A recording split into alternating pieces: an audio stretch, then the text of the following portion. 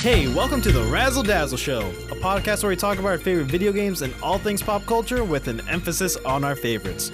I'm your host Jared, and our guest today is Jojo, and she is the creator of Linked Universe.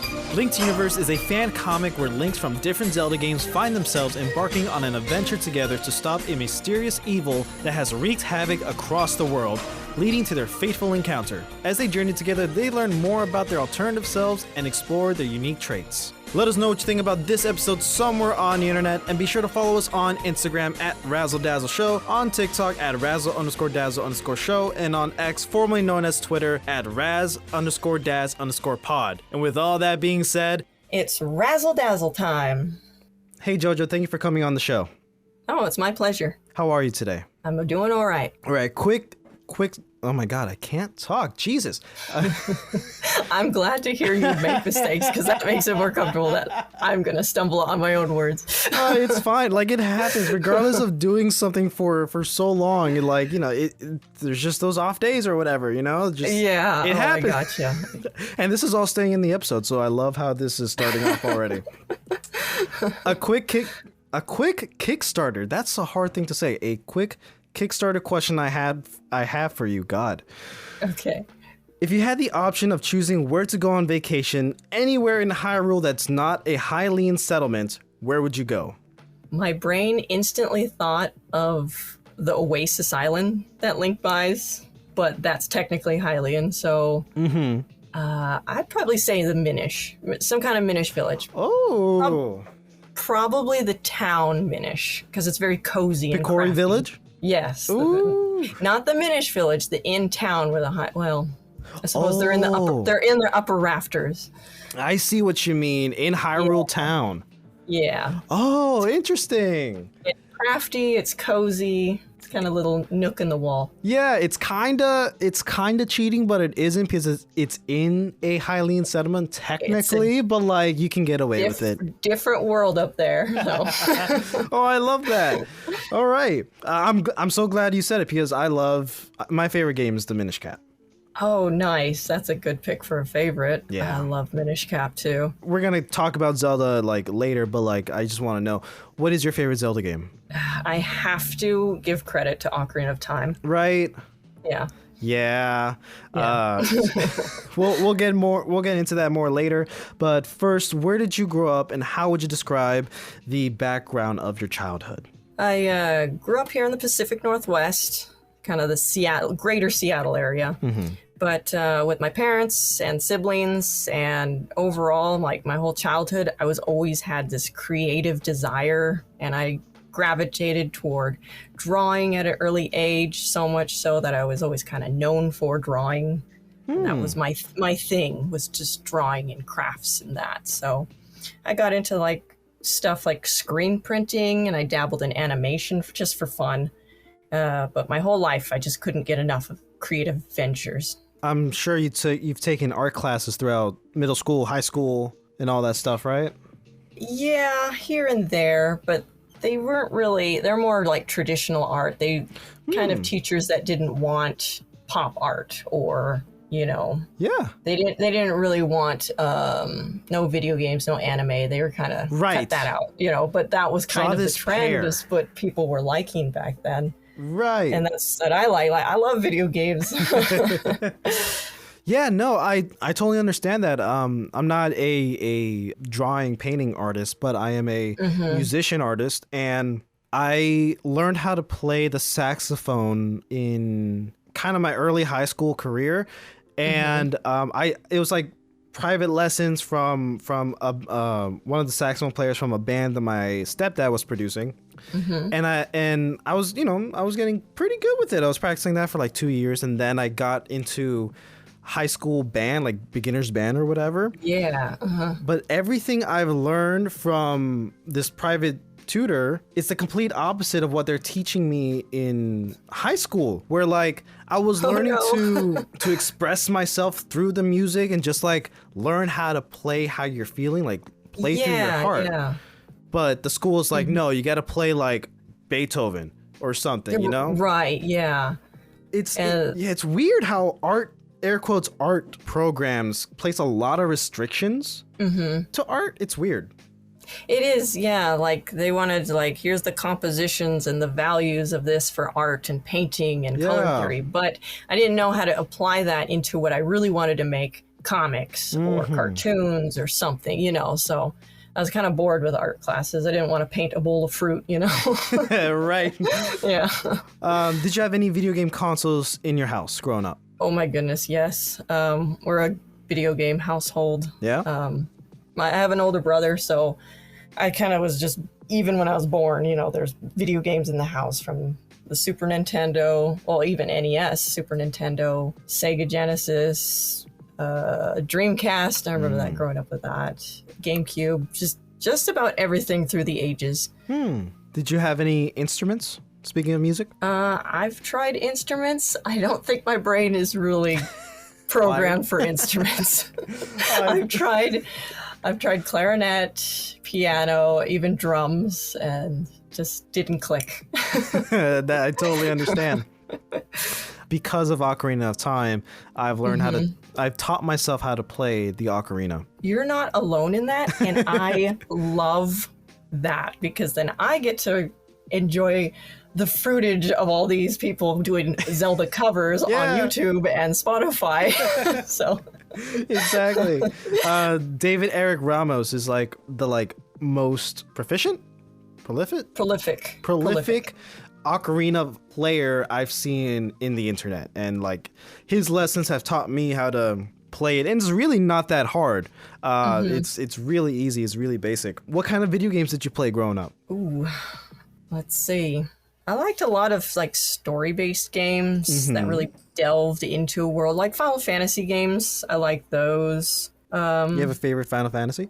Let's see. I do like 9. I didn't complete that one, but that one was so unique. Yeah. Oh gosh, games like Chrono Trigger. Oh, that's one of my favorite. Heck yeah. Enough said. I really liked, let's see, Super Paper Mario. That was on the Wii. That one feels like a Zelda in a Mario world. Even has a twist character. Yeah. You know. Portal 2, Shadow of the Colossus. Let's see. I love the Trine series. Yeah. It's lots of games. And clearly Zelda. Of course. I think like if it's Nintendo, it's more than likely. Yeah, we've all played it in my household. Like Pikmin, Animal Crossing, Mario Kart, Smash Brothers. Just all the good games. All the good games, yes. But also like Sega too. I love Sonic games. Yeah. Even when they're bad, they're good. Sonic Forces gets a lot of hate, but it shouldn't.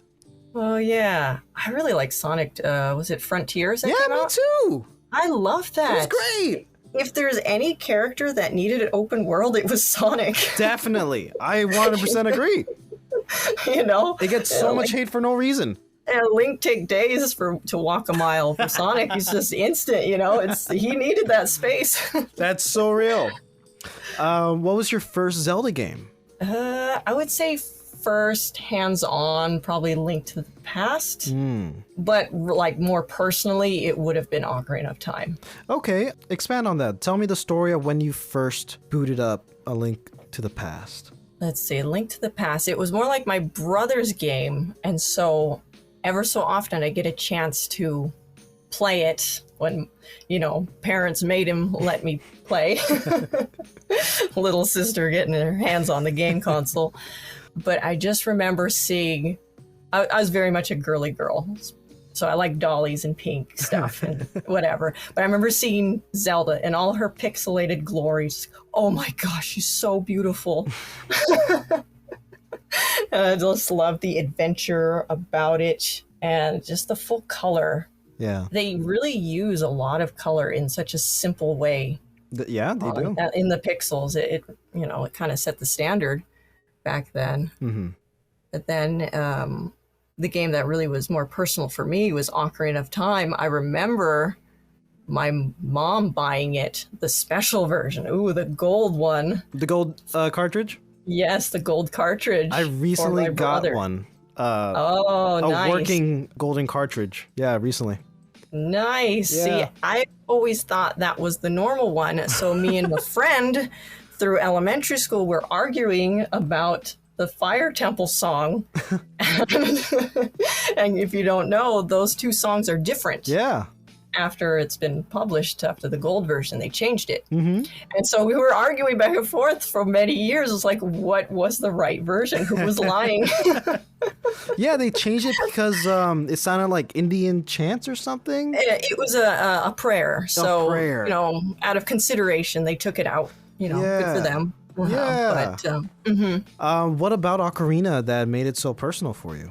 oh, Josh, it just felt like a massive adventure. It really brought you into this world that, you've got all these regions that you can meet people and return after you've gotten more information and more tools to come back to.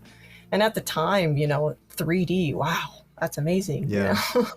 You could see the whole Zelda world come to life. Yeah, a giant step from A Link to the Past. And I do. I remember a few times. Sorry not to cut you off. No, go ahead. I remember just a few games in the era that the camera work was just atrocious. Yeah. They're trying to, how do you develop a game in a 3D world and moving the camera versus moving the character? And it was just a nightmare. Some old games like that. Mario 64. Thank you for saying that. I feel like, am I the crazy one? No. I love that game, but boy, is it tough to play Yeah. for me. And the 64 controller is not meant for left-handed people. You're left-handed too? I am left-handed. Me too! Oh my God! Use your whole hand just to grab the little joystick in the center. Yes. I know! Oh my God! Mario Party, whenever you have to rapidly hit buttons, you lift your whole hand up to move it over to the right side, to rapidly hit. Yes. I feel seen. Yes. Oh, I love this so much. Yeah. Oh my gosh. Yeah, some of those games, they've come a long way. Yeah, they have. And yeah, that controller is not optimal in any sense of the word. No, yeah. For like right-handed people too, but for us even worse. Yeah. Oh yeah, but that Navi, she really, set the standard of being able to have the camera fixate on something. Yeah, Z That we don't have to targeting. bother with the camera while trying to fight. Yeah, Z targeting became it started in Ocarina of Time and became a Standard, really. a what's the word? It's not genre, video game standard. Yeah, Yeah, pretty much. an industry standard. There we go. Yeah.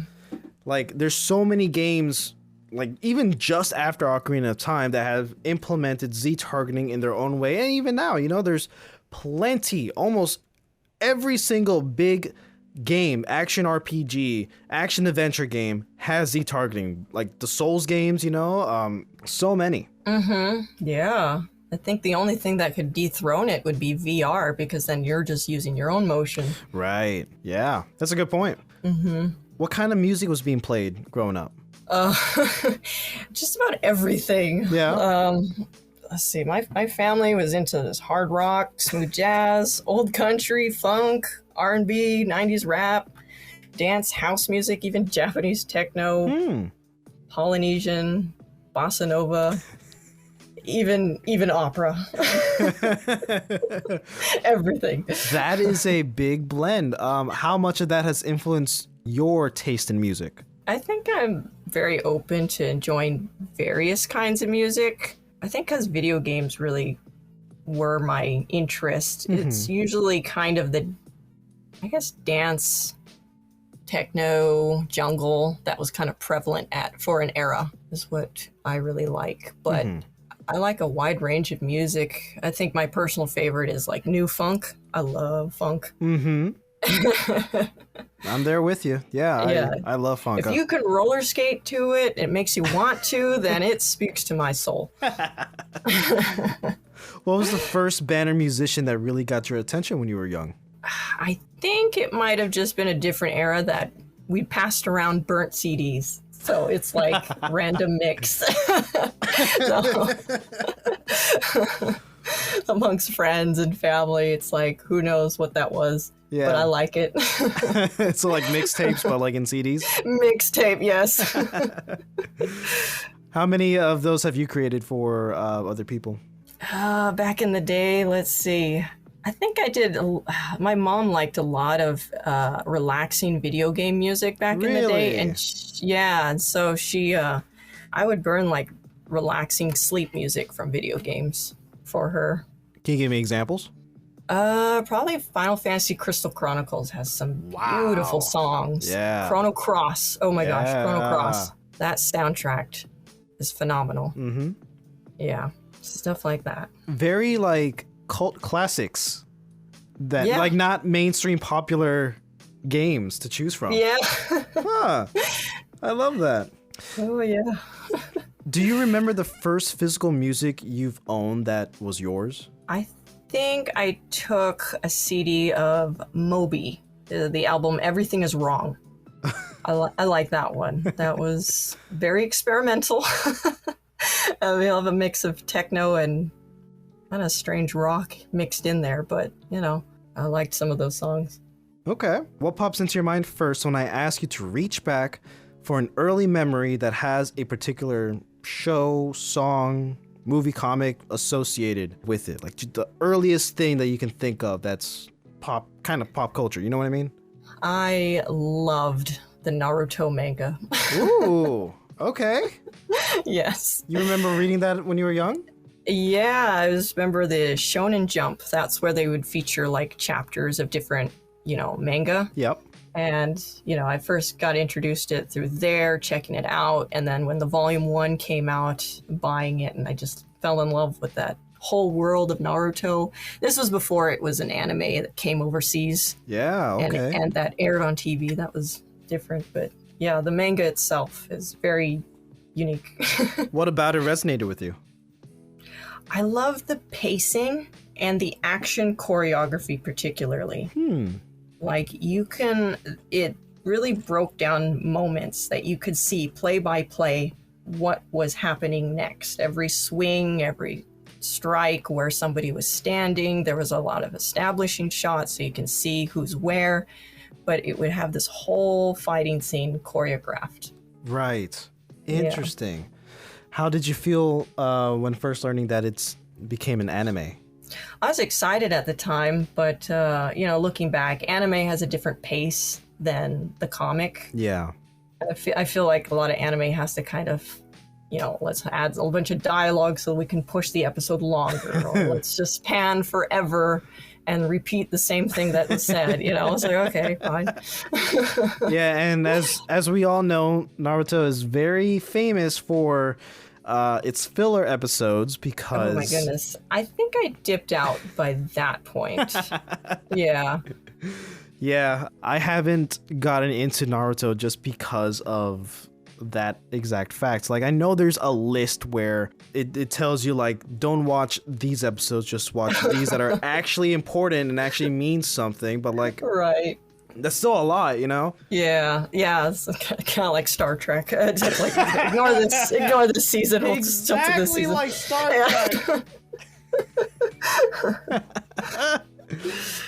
Trek. So did Naruto, was this like the first thing that really inspired you to be a comic book artist / writer? Or was it something else? Not at the time, but now that I think about it, yeah, I would say it definitely did. Because some of the scenes, the action, it just resonated with me, how the pacing panel by panel, again, this is the manga, not the anime. Yeah. Where it was more of the creator himself was in control of every aspect of what was shown on scene. Like, I remember one particular visual thing that was just amazing to me was, comics, they don't have no sound, there's no movement, there's no interaction. It's just visual storytelling. And that's a limitation. But there's a scene where there's a character who controls sand. Yep. His name is Gaara. And he's fighting this villain, and he covers him in sand, but then they show him in one panel compress the sand. And it's like, how do you even draw or portray that in a single panel? It just blew my mind. Like, they were able to portray that with the sequence of panels and scenes and visual movement. It just blew my mind. And there's a lot of scenes like that through the Naruto manga where they really break down scenes. There's even Sasuke has his eye. He can foresee the Sharingan. He can foresee what's going to happen before it happens within a few seconds. And so they'll draw a character almost animated before it's happening on a single panel. Huh. So it's just, they're so creative at with how to portray these visual, fantasy. It's like, how do you show that without an anime? Right. I suppose I want to imitate that level of quality and that, clear understanding Right. of telling stories.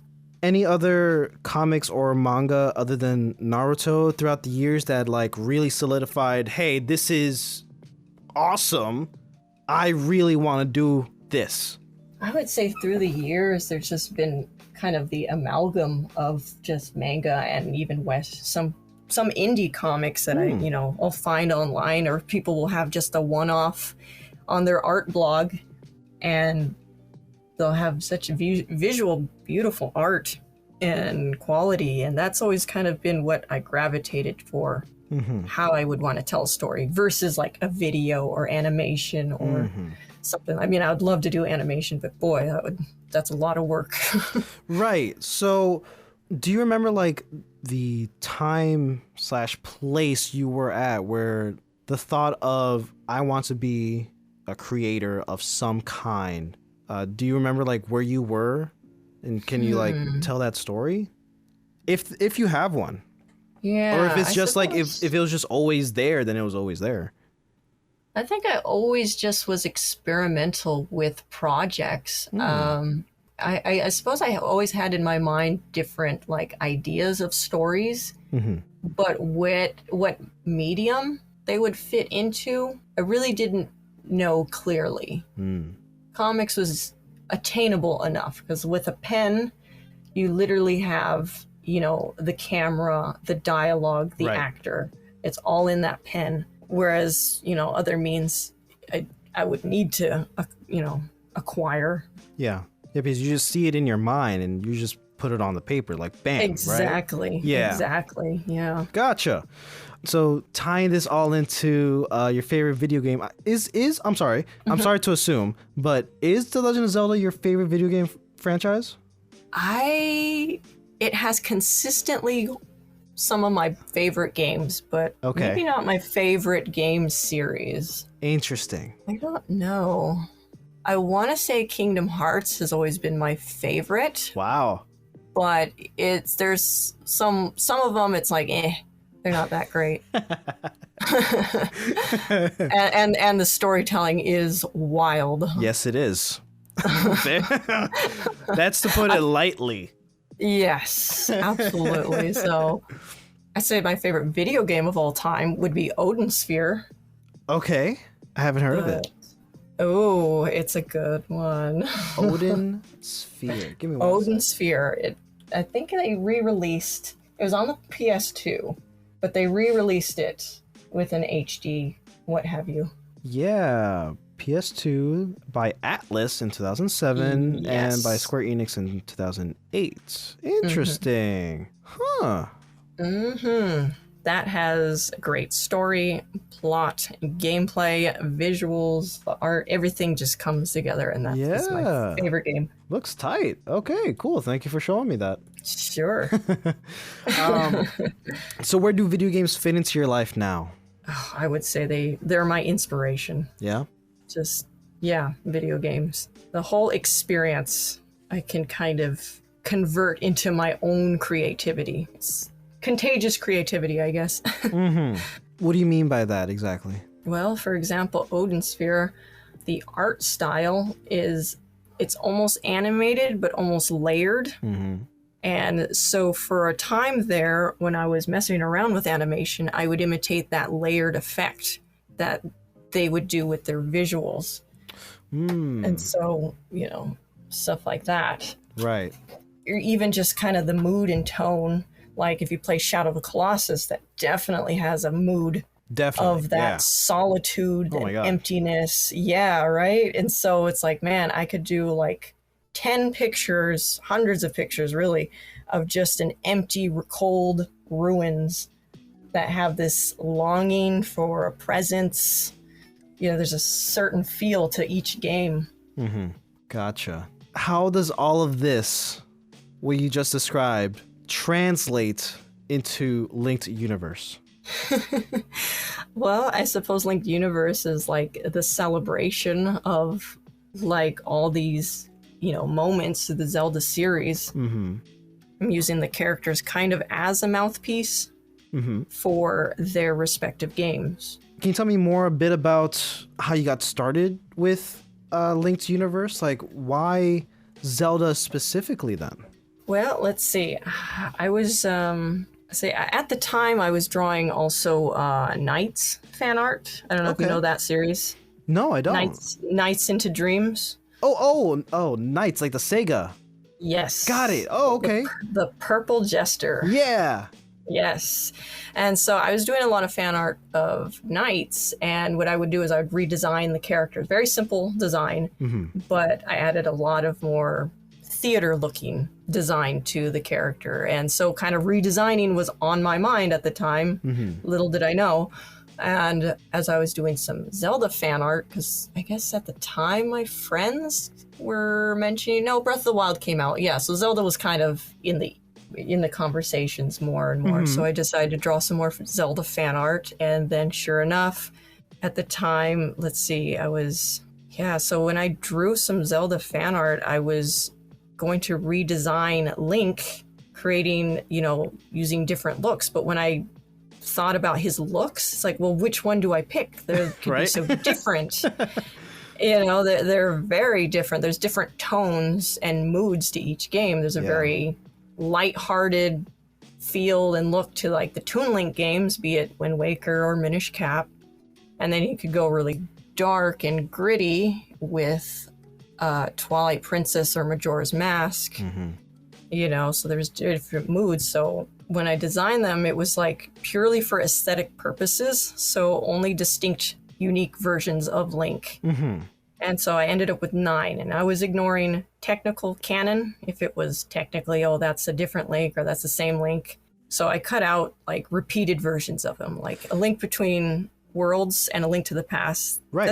Those are different links, but the design is pretty much the same. It's a spiritual successor of the same game. Yeah, I'm so glad you brought it up. Yeah, I was about to say, like, there are multiple games where it's the same Link. So the best example is A Link to the Past, the Oracle games, Link's Awakening. Right. All four of those games are the same Link.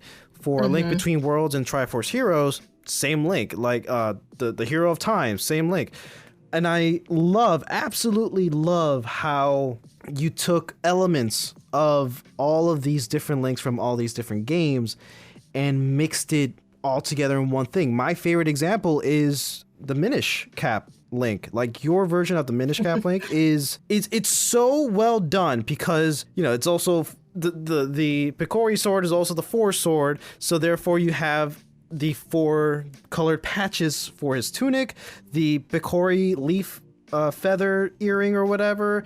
Ezlo's cap kinda is his hood, and like the hair looks like the Hero of Men as we see in the prologue or whatever. It's so well done, and I absolutely love it. Thank you. What I want to make sure with their design is that it wasn't like just throwing a bunch of references on them. Right. You know, it kind of has to try to look like a medieval, you know, person. Or at least a singular person rather than throwing this design on. But yeah, when I was designing 4, or you guys just call them 4, my mind was blown away finding out that sword was the Force sword. I had no idea that's where it was leading to. It blew my mind. I'm like, so we have a whole trilogy of this sword? I had no idea this was going to connect to the Force Sword series. That just blew my mind. And so, you know, when I designed him, I just like, oh, this is so cool, the 4 sword. I'm thinking of the timeline now. Right after Minish Cap is 4 swords, but it's a different Link, right? Or is it the same Link? Yes, it's different. Right. That sort of stuff, I don't just disregard it. Of course. It's not directly mentioned to be connected anyway. Right. Yeah. So I don't really take that part too seriously. I mean, they could literally just redo the timeline if they so please and say, no, this is the real timeline. And so it's like, okay, because they're standalone games, so it really doesn't connect that much, right, unless they're directly referencing, like Majora's Mask and Ocarina of Time. Obviously, they're together. And speaking of the Hero of Time, I love that you stuck with the hero shade. Like, oh yes, you could have easily done like standard adult Link from Ocarina of Time, but no, you chose to do adult Link as the hero shade in Twilight Princess, and that's just, I thought that was such a smart move to do, and I love how you incorporated his love story with Malon in here too. It's so good. So at first, it just started off with like designs of what these links will look like through your lens. Aesthetics. Yeah. So tell me how you got a story out of it. So the story part, or at least kind of building from it, it was just like a happenstance of creativity. I watched the movie The 13th Warrior. Have you ever seen that? Warrior, yeah. I love that movie. How about you? Have you seen it? I haven't seen it, but I know about it, and I know it's a good movie. Mm-hmm. So it inspired me with its like camaraderie it has, and it kind of really features the clash of cultures and the characters trying to get along and understand each other. Mm-hmm. And so it's this whole movie with character dynamics, but I won't spoil anything, but there are characters that leave the cast. Yeah. And I just thought, I want more time with the characters. I wanted adventures with the whole group because they were so great. So I suppose, in essence, Linked Universe was born from that desire of wanting more of this back and forth of these characters and exploring their clash of cultures, and the differences were like misunderstood but also celebrated with the different characters. Right. And so that's what I admired about the movie. And so here I had these different designs of Link, and it just clicked. It's like, here's the same guy. I mean, Link is Link. He's kind of a blank slate. But yeah, you look at Hero Shade versus Skyward Sword Link, their personalities or their demeanor couldn't possibly be more different. Yeah, vastly One's different. Very stoic and dark, and he's like fostering like regret through his life. Meanwhile, you got, head in his clouds, lover boy, Pun intended. Yeah. Like, I've seen, of course, your drawings for Linkle. Oh, yes. And you had, and I know there's like a little short comic where like they kind of meet the other Links, but not really. Almost, yeah. Almost. How do you deal with these side characters like Linkle and Ravio, and I'm gonna throw in the Cadence of Hyrule Link, because I would consider that a different Link. Yeah, I definitely would. Same with the Triforce Heroes Link. He's not in Linked Universe. Yeah. Technically those are actually separate heroes, the other two of the trio. Right. Yeah, they're not even from Hyrule. Right, yeah, which that's weird too. It's, I know. It's my least favorite game in the series, so I don't really care about I haven't played it. Seems fun though. It's only fun if you have 2 other friends with the game. I see. Okay, I'll play it with my niece. I'm sure she'll love it. I suppose I'm writing it with just kind of the core Links, but I'm not opposed to the idea that there's others out there. It's just kind of a happenstance of this group. Right. It started again through just aesthetics, combining them, but as I kind of used them as representations of their game to kind of mention similarities, differences, they can kind of call upon that adventure, even though it's technically, canonically not the same Link. Side characters, I look forward to adding more the side cast characters. Awesome. Do you have a favorite Link? Oh, Hero of Time. Yeah, it's kind of hard not to. I know. So you would say Hero Shade is like extra special compared to the others? I know I'm like asking you to pick your favorite out of your babies, but like No, it's he's unique because he's the only Link that we have canonically. We know his beginning and his end. Right. We know his whole lifetime. Right. So that's, and I guess it's really because the Hero Shade is so different than who we, would perceive he would be. So it's kind of this odd trajectory of who he becomes. He's not really this happy-go-lucky young man anymore. Yeah, very tragic. Of course, I played through Ocarina of Time quite a bit, but up until recently, a few months ago, I replayed it for like the third time.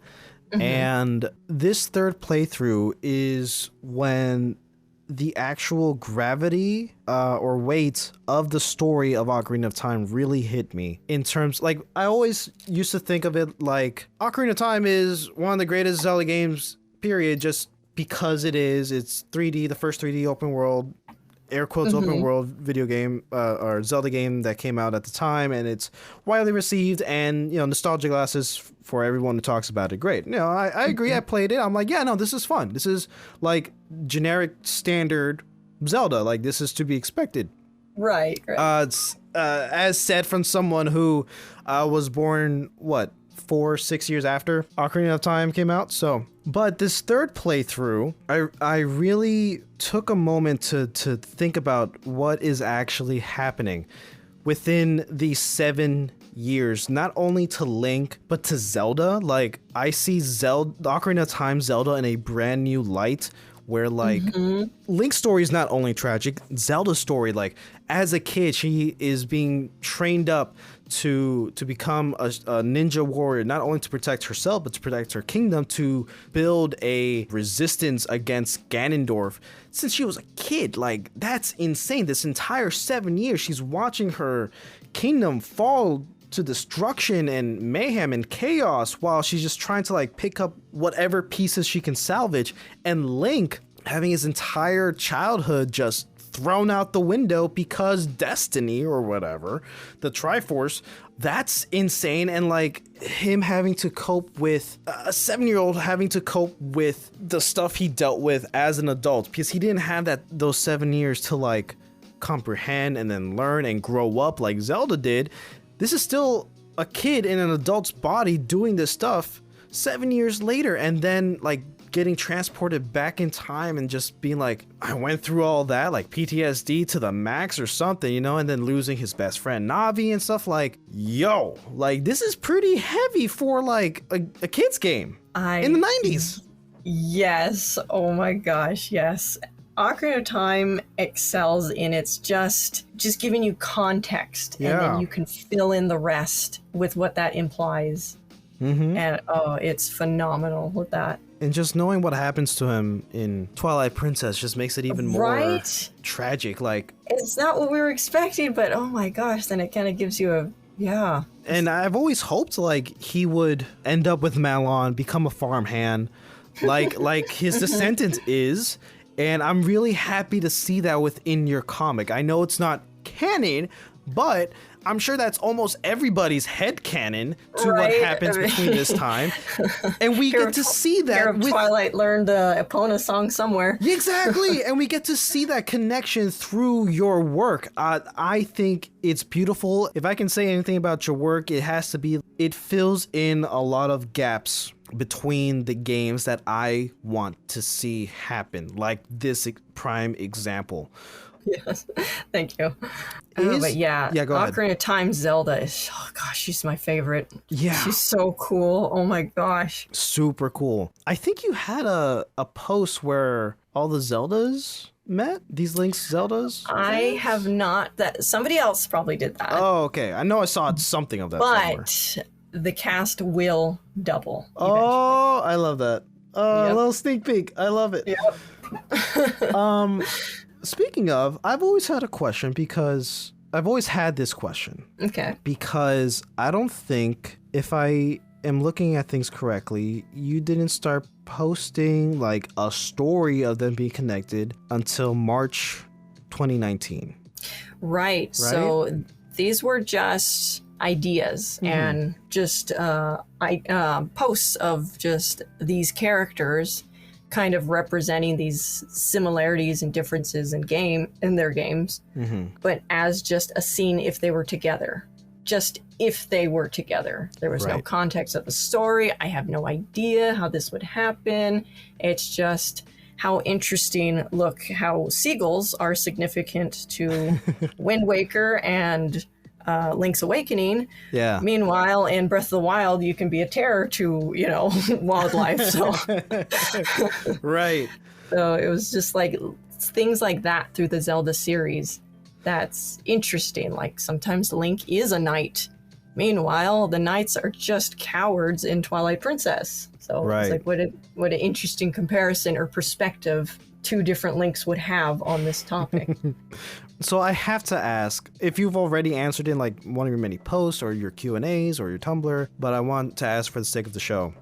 5 years since that first post, how did these Links end up in the same place? They have heard in post-adventure of their stories, there is some shenanigans happening with some bad guys, and they got to investigate to make sure there's not evil happening again. And in the story, they enter through these gates, not knowing who or what they are.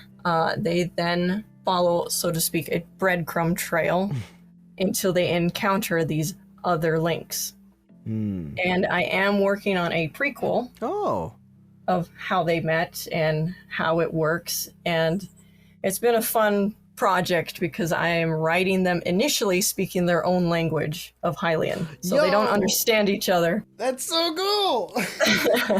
So I have made a post I made it as a gift for a Discord. And you can see Sky and 4 try to communicate. And that was a challenge because 4's language is based on Japanese. And so I had to ask some family to help me out with that one. Right. No, but that's such... See, the level of detail, again, is shining through of how much thought you put into this stuff. Even though it's all Hylian, but there's ancient Hylian and not all, and the language changes throughout the years, just like English. It's so... Oh, I love it so much. Thank you. As you can see, I'm fanboying. No, you're good. Well, here's another cool trait. 4 can speak 2 languages because he also speaks Minish. Right. And so the only time we've seen Minish as a language that can be, other than just flipping words backwards or babble, was in the manga. They kind of had their own font, but it's based on Japanese. And so I took that example for Minish. So that was a challenge. Right. To try to decide. I had to decipher it and then create the language, so to speak, recreate that. Oh my God. I love this. And as a Zelda fan, I've always wondered, like, before I even saw your comic, what if all these different versions of Link came together?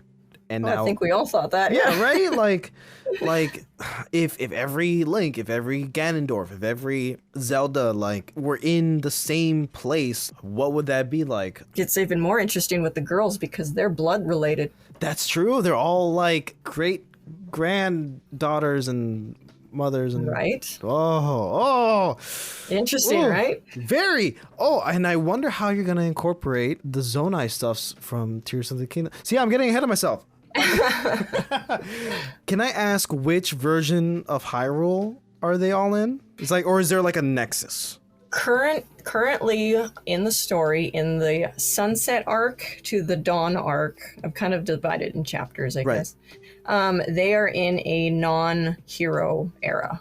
It's just a generic era of Hyrule where it's an era of peace, and so there's no other hero to meet here. Interesting. So they're jumping around. I very specifically need them to not know their direction right now. Gotcha. Yeah. Cool. So they're lost at the moment. So cool. Oh my God. I'm getting some inside knowledge from the creator. Okay. How has the response from fans like me impacted your creative process for Link to Universe? Oh, well, I'd say the fans is what got the ball rolling to even turn it into a story. I would get, questions that challenged my creativity on this, like things I would never think about. Like, I just wanted to sketch, oh, isn't this interesting, these two differences between the links? But then somebody would ask, like, well, what about the Master Sword? Is there several? Where is it at? What context of this? And so that it made me brainstorm with these ideas, and it turned into like a puzzle piece where you have these questions that I can't answer because I don't know where it could go until I start building it more, and then I find a place for this piece. So now I have, okay, so Sky has the Master Sword. They do have theirs, but they're in this pedestal back home, so to speak.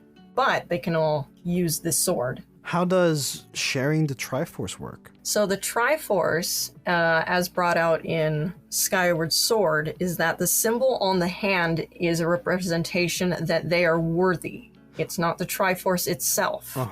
So they are all worthy to bear it, but the Triforce in each era is in its respective roles. Like, I guess the first Zelda is that it would be in the hands of the royal family. Right. Back home. Same with the Link to the Past. Well, actually, it would be in its sacred realm in that one. So, different things like that. Again, the details, the the amount of thought you put into this stuff. Oh, it's so good. All right. I need to calm I've had myself. a few years to do homework. Yeah, right? And I'm sure playing through all the games, like, you can call that research, just playing Zelda games. It's true. I'm doing research. I haven't played every Zelda game, though. I have to admit that. Which ones haven't you played? I'm trying to get myself to play Spirit Tracks. I know it's very too. fun. Me too. I know it's a loved game, and I want to acknowledge that. So I can't cast that off. But just using a stylus for Link is just so difficult. I know. It's fine for Animal Crossing, but Before the Wii U and 3DS servers shut down, I made sure to buy Spirit Tracks on my Wii U. Oh, wow. Because wait, what? Yeah, it was on the Virtual Console. Oh, wait. You're right. And it's expensive to get like an actual DS cartridge of Spirit Tracks of all games, which is weird. Oh, yeah. I'm pretty lucky. My sister's a game collector, so I can access her whole library. So. Yeah, I think Spirit Tracks and Four Swords Adventures for the GameCube are the only Zelda games that one. Yes. I haven't played. I downloaded that one because that one, I think without that, before the shutdown, that was the only way to play it unless you buy all the equipment, Yeah. Oh, man. Oh, that also makes me wonder. No, I'm not going to do that again because it's going in circles. I was just thinking about like, wait a minute, there's Wind Waker Link. Wind Waker Link is the same as Wind Waker is the same as Phantom Hourglass. Yeah. That's different than Spirit Tracks. Spirit Tracks. I know, because Toon Link has been used so many times in the series. Oh, you've already talked about what inspired your work and influenced your work on Link Universe. So what does the Legend of Zelda series mean to you personally? We got onto the topic of Ocarina of Time a bit, but let's expand that. Let's see. What does it mean to me? I suppose it's just a great adventure, like a guaranteed adventure. I'd say it's like the personification of it's about the journey, not the destination. How has the series influenced the art style and storytelling in Link's universe? Have you taken cues from how the games approach certain things? Well, like I said, I mentioned like I was inspired by the 13th Warrior, but it's obviously not that dark and gritty. So it has like a very lighthearted approach to the visuals and the look and the tone really of it. As far as art style goes, I would love to be able to imitate it, but I'm just trying to do my best. Right. Are there any specific moments or themes from the Zelda series that resonate with you the most? I would say, you know what? I think it's like big story moments I really love. I was just talking to somebody about like the ending of A Link Between Worlds. Have you beaten it? I've 100% completed it, yeah. Oh, okay, great. So like, it's such a great character arc for Ravio and Hilda. Very, yeah. Like based on their previous actions, they were lacking their Triforce in more ways than one. Like they were going to impose their mistakes on other society. Ravio was cowardly, Hilda was irrational, but in the end, they just accepted that they messed up and they were not going to proceed with these actions. You know, they were ready to accept their end, and they completely turned it around and made a courageous and a wise choice that they weren't going to, you know, abuse power that they were in. So it was such a great ending for them. That whole story, they deserve that wish that, you know, that they're not that they're gonna get their world back. And it kind of speaks for Zelda and Link too, because they're ready to forgive them in their perspective. Yeah. And this is like one of the few times where we actually get to see the Triforce used for that prophetic purpose. Yeah, it was kind of incorporated with the characters and the story rather than just you know, the end use. Right, the MacGuffin.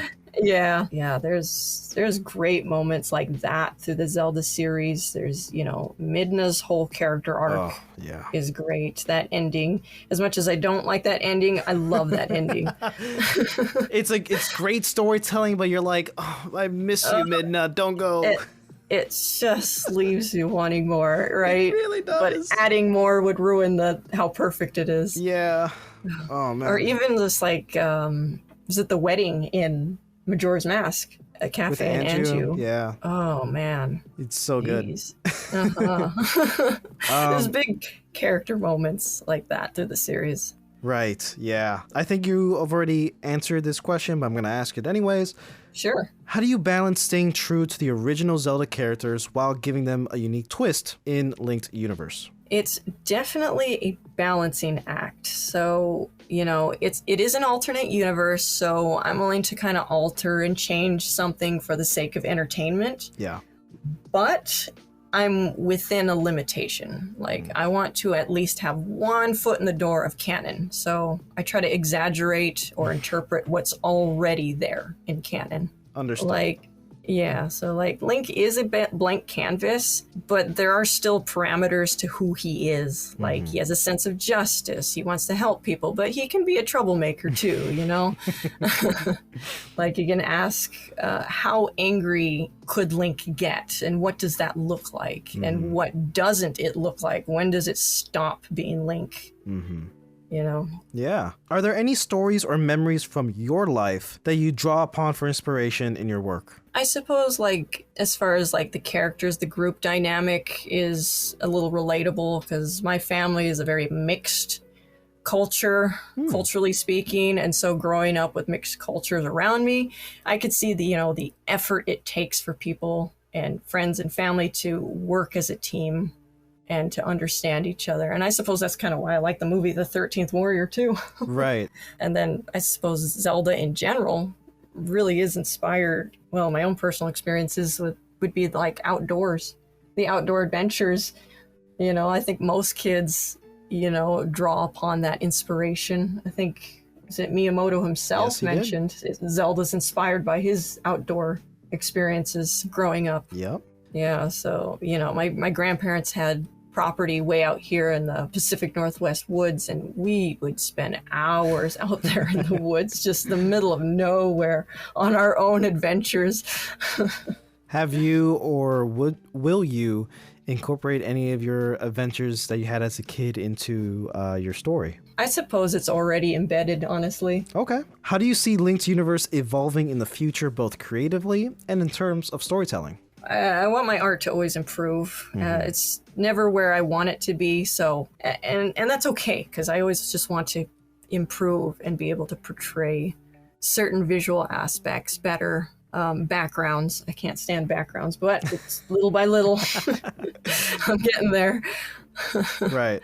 The storytelling, I suppose, the future of Link Universe is that I really want to weave their character arcs closer into each other and more neatly.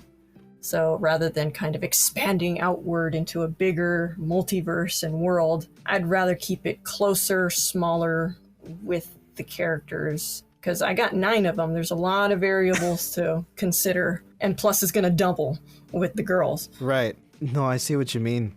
Mm-hmm. I'm excited to see all the different Zeldas. That's going to be so... that's going to be fun, I'm sure. Yeah, I look forward to it. I mean, the story will progress. Like an average, like your regular adventure story. We got our climax and then ending, final battle, right? What have you. Wow. I hope that doesn't mean it's like an end. It's just like... Oh my gosh, it's taken so long just to introduce the bad guy. Are you kidding me? We'll be old and gray. Well, I'm just saying because like I love the concept and I love to see like where and how else this will go. Like I am so intrigued about the mysterious shadow Lizalfos or whatever. Mm-hmm. And I want to see where that goes, and maybe it's connected to Shadow Link. I don't know. Mm-hmm. It's called Linked Universe for a reason. Maybe.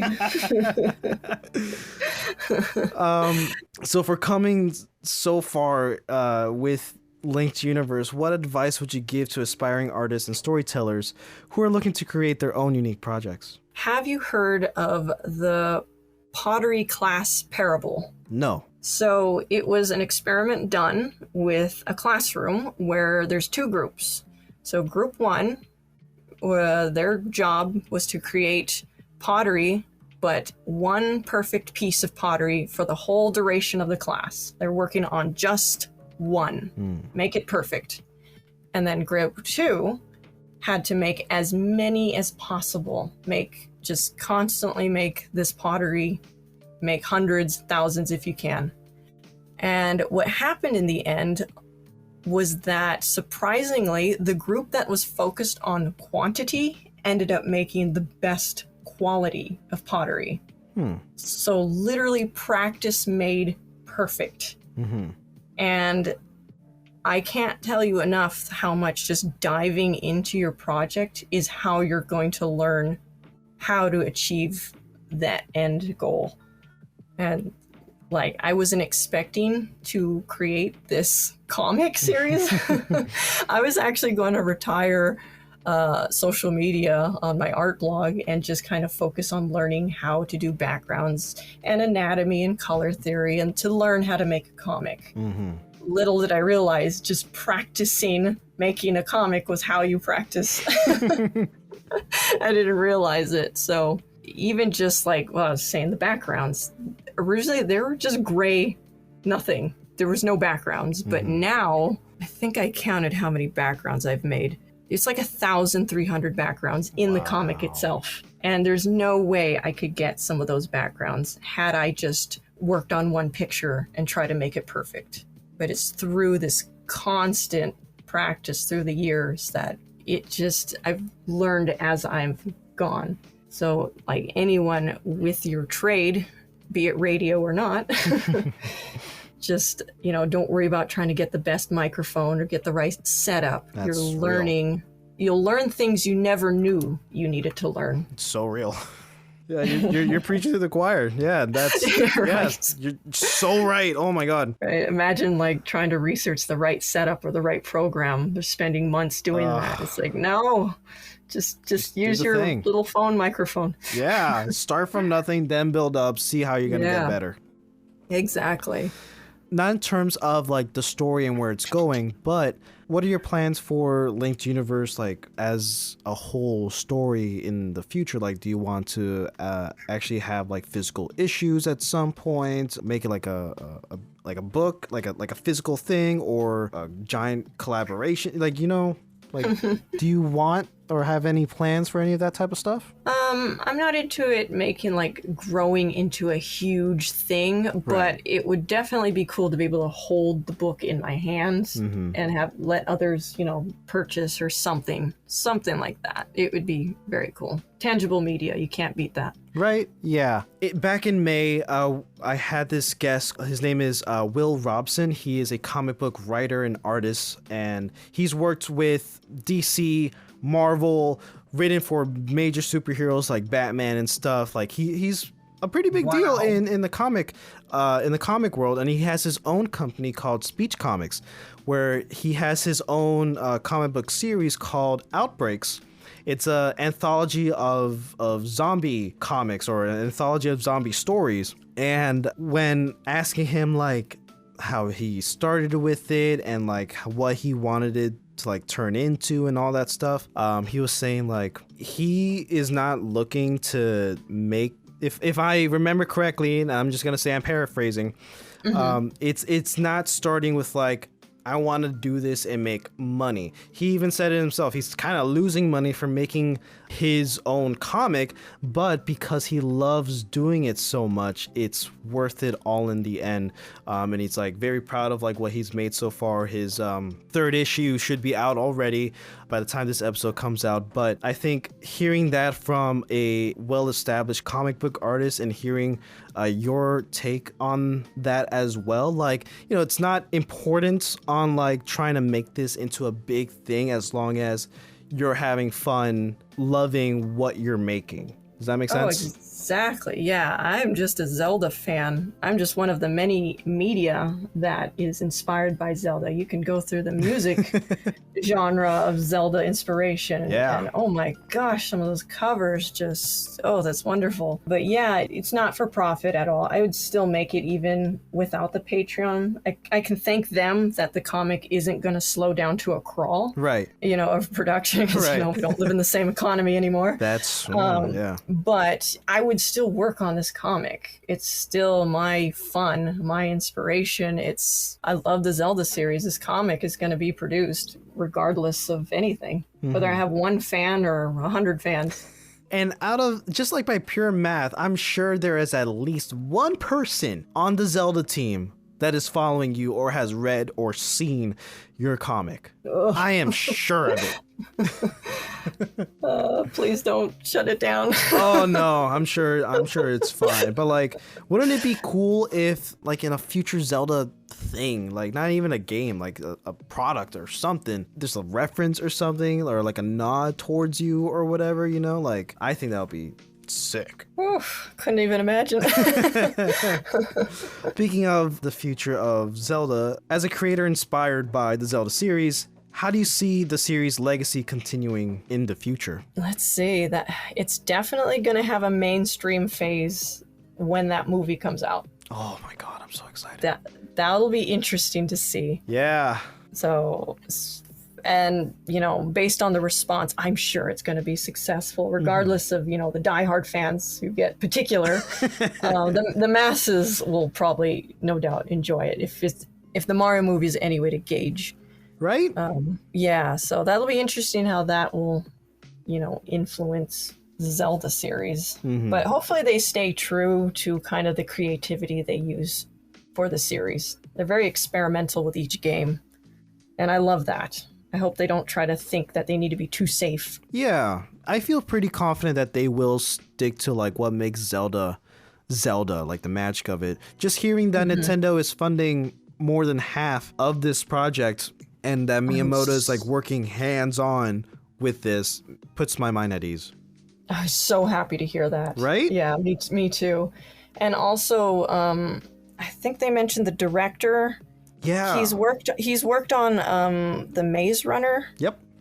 Movies. Was there anything else? Yeah, both director and writer here. Wes Ball, yeah. Oh my god. He's best known for directing the Maze Runner film trilogy, and he is also directing the upcoming film Kingdom of the Planet of the Apes. Okay. And it looks good too. He's getting started. I'm glad that it's not somebody who's like engrossed in Hollywood who kind of has their own ideas to bring or to force onto the series. Yeah. You know, if he's more open-minded of like, and like he's a fan too. Yeah. Oh, thank goodness. He says that he wants the adaptation to look like a live-action Miyazaki movie. Oh, that's good to hear. Right? I think that's kind of the tone we subconsciously get from Zelda. Oh my god, did you see Studio Ghibli's April Fool's post?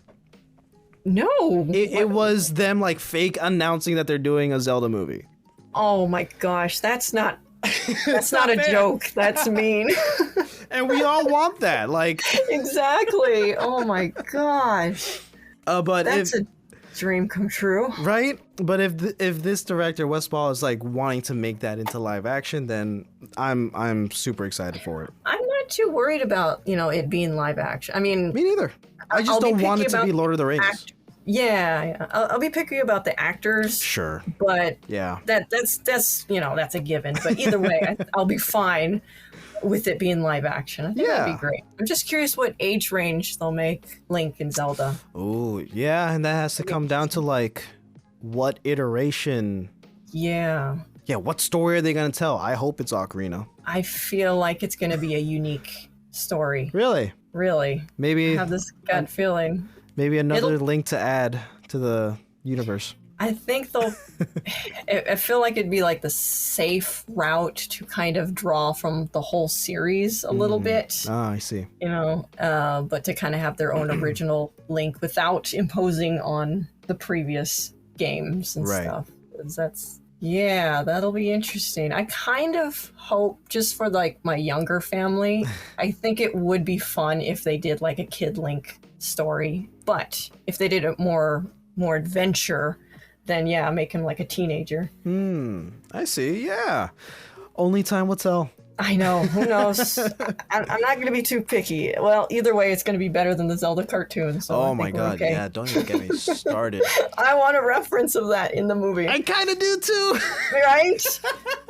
I even want Tingle in there, even if he's like a village idiot or something. That'd be so funny. Oh, I want Tingle. Are there any aspects of the Zelda series that you would like to see expanded or explored further in future games? I love the open world, but I kind of want them to scale it back and make the world more concentrated content. Like, there's a lot of open world in Breath of the Wild, yet Termina in Majora's Mask feels like there's more to do there. Interesting. Yeah, there's more content. The characters, they have a schedule. They have dynamic conversations. Yeah. Depending on what you show them, there's different dialogue. There's stuff happening. You talk to characters more than once. That's true. Yeah, so I would want them to kind of, I suppose, missions, like side quests that are more intricate, I suppose, other than, hey, right. I need 10, logs. Fetch quests or whatever, yeah. No, I totally agree. The side quests in the majority of the side quests, how about that, in Breath of the Wild and Tears of the Kingdom, they're just simple fetch quests, like go here or do this thing, or it's a shrine quest. Some of them are cool, some of them are really cool, like Cass's stuff, like everything with Cass is perfect. He's great. I think it works for that game because then it kind of forces you to explore. True. If somebody's wanting like something that you haven't seen yet, they're like, oh, I need to go hike that mountain. So it works for that game. Yeah. But moving forward, I hope that they, make towns bigger, larger, more characters, type stuff like that. All right, now we are going to enter what I like to call the speed round, where I just ask you a bunch of random weird questions just for fun. And it's called the speed round, but it might take you longer to answer some of these questions. We'll see. Okay. If you were the final boss in a video game, what would your title be? I think I would be let's see. I know the worst kind of final boss. I know it. Self-healer. I heal myself. It's not fair when a boss heals himself. Only I'm supposed to do that. So I'd be the worst final boss if I can heal myself. So your name would be Jojo the Self-Healer? I guess so. I don't know. Whatever name that could be. What would your boss theme music be? And you can choose any song from like anywhere. Final boss, I'm thinking like some of the best like final boss music is either epic or out of place, and I'm thinking like the out of place like Majora's Mask final battle. Right. It sounds so weird. So, I don't know. So how about a kazoo? Something played with a kazoo. Banjo-Kazooie's main theme. There you go. There we go. Yes, Banjo-Kazooie. While I'm healing myself, and you can't ever take damage. If you were a superhero, what would your name be? Oh gosh. I don't even think about this stuff. I don't know. Oh my goodness. I suppose I'd need to know a power first. Well, the next question is, what powers would you have? Goodness. Oh my goodness. I told you these will take you longer to answer. Yeah, you're right. Superpower. I'd want to say fly, but I'm terrified of heights. But I suppose if I could fly, it'd be okay.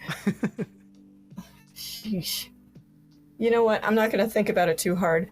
I will think about my powers as something that is convenient. I would like to control plants. That way the garden is constantly kept. So kind of poison ivy? I suppose so. Okay. Would you have a name? Something rose. I don't know. Hydrangea. Okay. Delphinium. Delphinium. There we go. Delphiniums. I love those flowers. They can't grow here. Well, they can't. They can, but I can't grow them. If you could live in the world of your favorite childhood show, movie, or game, which one would it be and why? Favorite childhood? Let's see. Favorite childhood movie or show? Dang, these get my brain turning here. I don't know why my brain is thinking Dexter's Laboratory, but there's nothing there. He's the only significant thing to that story. There's nothing. It's just like a normal cartoon. He's just okay. He has a secret lab. Powerpuff Girls. That would be an awful place to live. A nightmare. Yeah. Oh dang. I guess the cop-out answer would be Animal Crossing. I would think the cop-out answer would be Pokemon, but yeah. I suppose so. Pokemon, I suppose. But you want Animal Crossing? I don't know. Hold on. You can take as much time as you need. Yeah, on. We only ask the serious questions here. Right. Shoot, that is just a brain teaser. What place would I want to live in? Everything I'm thinking of is like dangerous. Oh my gosh. I'm just drawing a blank. You know, do you have a favorite show growing up? You know what? I thought of one. Yeah. Because I have a pin of it, right? It's looking right in front of me. Okay, so. It's like I'm right here. Totally Spies. Totally Spies! Yo! Yes. Yes. God, that was a good show. It's great, wasn't it? Yeah. It was pink and glittery, but it was a great spy show. It was so good. I miss early 2000s Cartoon Network. God. Oh, it was great, right? Such a good pick. There we go. There we go. Yeah, I could have a secret life as a spy, but also being glamorous. Which character from your childhood favorite show, movie, or game would you most like to have as a friend in real life? Oh, from Totally Spies? From whatever. It could be that or from something else. Oh, okay. So from anything. Oh, definitely Knights. Knights? Knights from Nights into Dreams. Okay. Why would you want them? Her? Knights is a fun-loving character, whimsical, that likes to have fun in your dreams and exploring your imagination.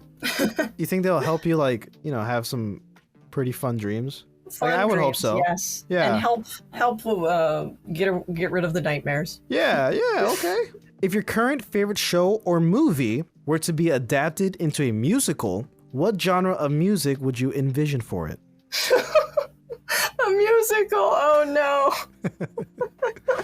I guess I'm not really into musicals. Oh my goodness. So something to be adapted. Oh, this would be funny. Okay, a show or series to be turned into a musical. Final Fantasy VII. Yo!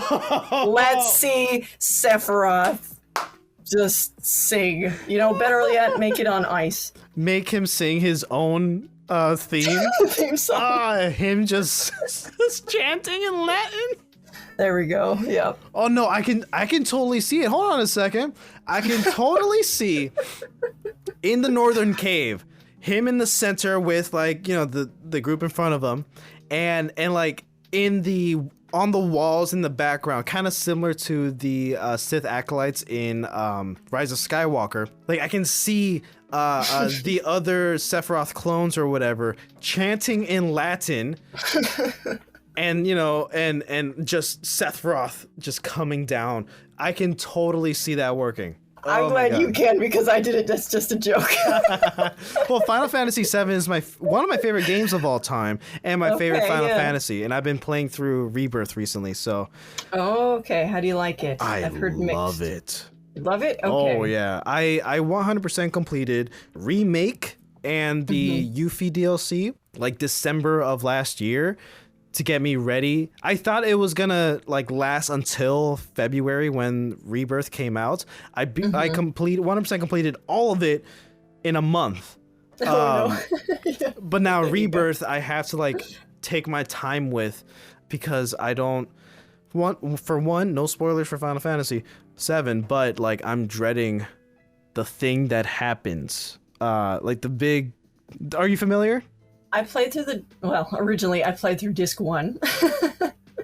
I am familiar, I guess, if it's the same thing I'm thinking of. Is it in the scene? I mean, I'm gonna bleep it out. I'm There you go. We're recording this. I can bleep it out. Oh yes. Okay. Yeah. I am dreading that in Rebirth, because I really don't know how they're gonna go about it, because we have coming back, and I have a theory. Yeah. Game theory? I bet you. Yeah, well, let's see. Tetsuya Nomura is involved, who's, did the Kingdom Hearts series. Yeah. I just know he's probably going to recreate that same scene, but within a moment, is going to come to the rescue. Right? That's what I'm thinking too. It's a change, you think it's going to happen the same way, but this is a different universe. It's different, That's what I'm thinking too, but also kind of similar to Cowboy Bebop and its live action counterpart, Spike needs to be thrown out that church window. Regardless of how it happens, it has that scene of events needs to happen for it to be the same thing. For it to be called Cowboy Bebop, that needs to happen. For Final Fantasy VII to be called Final Fantasy VII, that's iconic. Yeah. I don't want it to happen. I'm gonna cry regardless, but oh, okay. But yeah, that as a musical, I'm totally down with. Thank you so much for that. I guess you're welcome, and I'm sorry. If you could attend any fictional event, for example, the Ewok celebration in Star Wars Episode 6 or the Naboo celebration in Star Wars Episode 1, which one would it be and why? Any fictional event. Any fictional event. I'm thinking Star Trek. I'm a big fan of Deep Space Nine. Gotcha. Yep. Do I want to pick that one? I suppose it's the moment in Deep Space Nine where they get it's called Deep Space Nine, the facility, when they get it back from enemy hands. That I just remember being a big deal for me personally. It's, narratively it's a tense moment, but that was a cool moment. But I don't know if that's a celebration though. It's a fictional event, I suppose. Oh, you know what? A victory. You know what? I got one for Zelda. Okay. Too. So day 4 of Majora's Mask. Yo, that's good. There we go. That's a good one. Yes. Yeah. Okay. Because then you finally get the outcome of all these different people's lives that you've memorized. And you get to party with them, just see them all be happy. Yeah. I love that. Oh my god. Get to attend a wedding. Yeah. if you could have a cameo appearance in any movie or TV show, which one would it be? What role would you play? I would love to be a merchant in the new Zelda movie. Just something really dumb. Oh, with your Sheikah mask, maybe like, maybe a Sheikah. Maybe in Kakariko. I'm thinking just like a merchant that's quirky and weird. What about... Oh, because I've seen in your Instagram, like, your posts that you use your Sheikah mask for pictures. What about, sometimes I use it. What about, like, the mask salesman assistant or something? I don't know. I think that's too cool for me. I want to be just a ridiculous NPC. Gotcha. Maybe. I love it. If you had to guess, what would you say is the song you've listened to the most times in your life? Let's see. More than likely, it's probably some kind of game soundtrack. Mm-hmm. But as far as other music, probably Earth, Wind, and Fire. Yo, hell yeah. Honestly. Heck yeah. Yeah. What activities or pursuits most make you lose track of time? Oh, drawing a comic? Yeah, that's fair. That's a given. Right. What would your 14-year-old self think of who you are today? I'd probably be thrilled that I finally am progressing on a project rather than starting ideas. And never finishing them? And never finishing them. I was like, what would you want to tell your 14-year-old self if you could? probably practice. That, like the art classes are worth it if you pay attention. You'll learn their practicality later, but you can incorporate the principles of art. At the time, teachers... It's funny, teachers hated anime back then. They did not want to see anything coming from Japan. That's funny. It's funny because still, even when you attain, like, you can draw anime, you're still using the same principles of art, concept, of composition, values, So if I paid attention, I'd be a lot further along. Okay, well, it's that time to recommend 3 people that you're going to commit to sharing this episode with and that you think will be a good guest on the show and that you think they'll say yes. So I would recommend Project Destati to join the Razzle Dazzle show one day. They're an orchestral reimagining and celebration of the rich musical score from Kingdom Hearts. I've been a fan for years now, and their music is just beautiful. Oh, I love that so much. Yeah, they sound cool. Kingdom Hearts, man, I gotta get into that more. I have like the collection for the PS3, and that's like the first 3 games. Yeah, it's a tough one to get into. Yeah, I think if you grew up with like the Disney Renaissance, fair. It's kind of for that age range if you loved Disney back then. Nowadays, it's really tough to get into.